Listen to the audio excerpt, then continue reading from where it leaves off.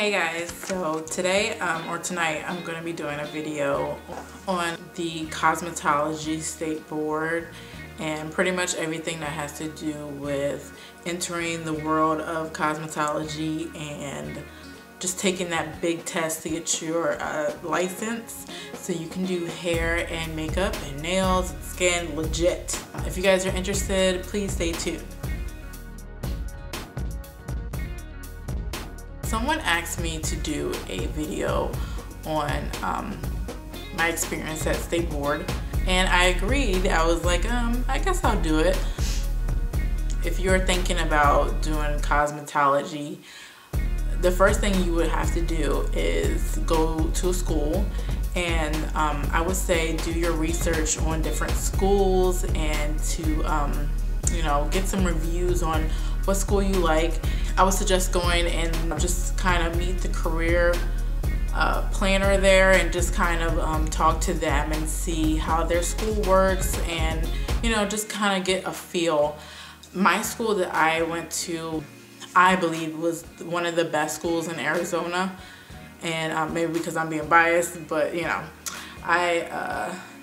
I did some research, and there was another school that I seen that was a little bit closer, but the reviews were really bad. The salon looked really dirty, and I just didn't like it, so I picked the one that I did go to. In order to graduate from beauty school, you have to, in the state of Arizona, each state has a different requirement, and that has to do with schooling or going for your state board. It all is different. In the state of Arizona, you have to have 1,600 hours of school.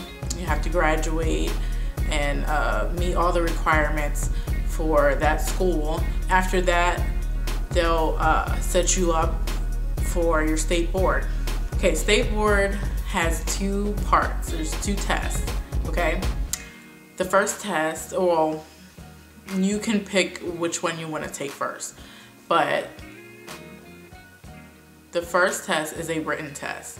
So you have, in the state of Arizona, there are 100 questions, and the written test pretty much has different things on cosmetology. It could be just basic cosmetology, it could be science, that as like electricity, just like anatomy, things of the body, of the hair, of the nails, of the skin, of facial structure. It's like all of that into science by itself, okay? There are questions on color, on hair color. There's questions on hair cutting, the different techniques of hair cutting. There are questions on relaxers. There's questions on perms, chemical texturing. There are questions on makeup. There's questions on skin, just different skin disorders. There's questions on nails, nail disorder, and trust me, there's a lot of nail disorders. There are a lot of questions on sanitation, and as State Board loves sanitation. Okay, for some reason my camera wasn't trying to record HD, so whatever. They like sanitation. They want to make sure all your clients are safe and that you are not liable for any anything that is unsafe to them. Now, each test is different, so again, I'm speaking for the state of Arizona, okay? I don't know about the other states, but in Arizona there are different tests. So you might have a test that is all on science, or you might have a test that is all on nails or all on hair. It just really depends on what test they give you.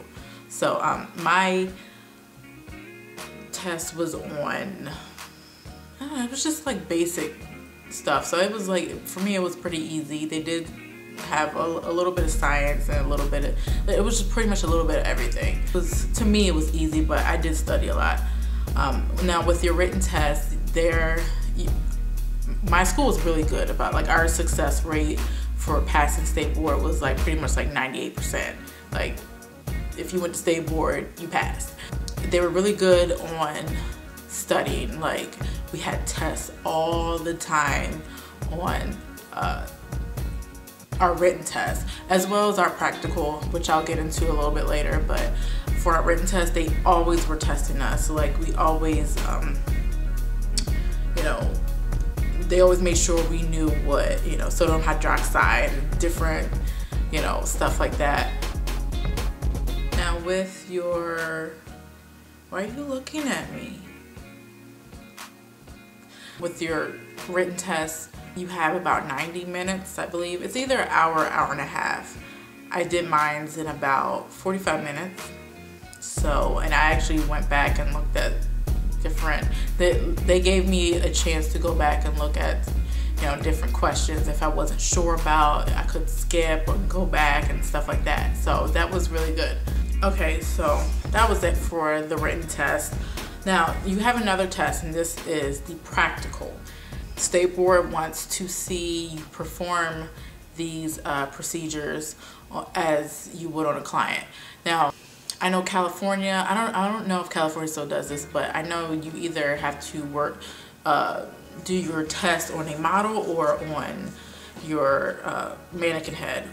In Arizona, we have mannequin heads, so your school would have a list of everything that you would need for State Board, your whole kit. Some schools will provide a whole State Board kit for you, and that will, you don't need to go out and buy anything. It will all be there for you. For the practical exam, you have about 5 things that they're going to test on. Let's see, you have thermals, which is pretty much like curling, like a curling iron. You have haircut, a perm, which is like the curly perm, not as us black females always think of perm as a straightener. There is a relaxer, which is like, you know, chemically altering your hair to be straight. And then there's color. Now color and relaxer, they'll have like, you'll have like 2 different sections for like a virgin application and a retouch application. That meaning someone who has never had a relaxer, how you would apply it on your mannequin head, and someone who has already had a relaxer or a color service and you're just retouching the roots.